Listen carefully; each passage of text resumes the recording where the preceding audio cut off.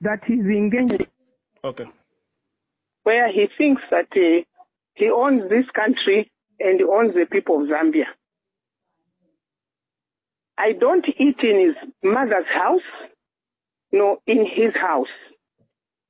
For him to imagine that each time I'm exiting my country, I must be cleared by himself. Each time I get to the exit point of the Republic of Zambia, I am engaged in a flood of delay because the officials apparently have to get permission to clear me to exit. Let Hakainde get it in his head that I'm not his cow, I'm not his relative, he's just a worker for the people of Zambia, and he has absolutely no right at all to hinder my entry or exit. Please let him know that this should be his very, very last time. If he has no common sense, let sense be pumped into him that he should stop this nonsense. I'm not his party cadre. I'm not his peer. I'm not his equal. He suffers from an inferiority complex where he thinks that everybody in this country must bow to him.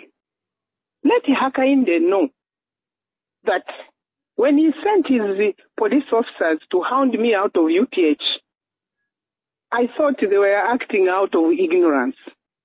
When he sent his police officers to get me out of bed when I was recuperating, I still thought that this is ignorance.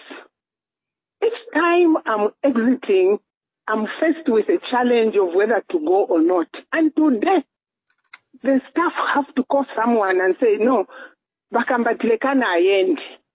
Ndine mwana wa Hakainde, ndine mkazi wake, ndine mzake. Let him stop it.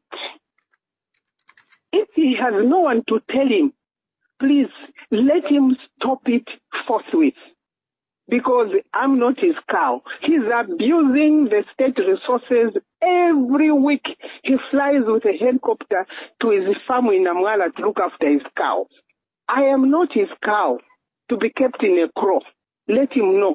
Let it be the very, very last time that he behaves like a person who has no compass or bearing. And I know he has no compass or bearing. Otherwise, he wouldn't do silly things like this. Because even under UNIP, I've lived through many governments. His is the seventh. I've never experienced this kind of nonsense. I am not a convict.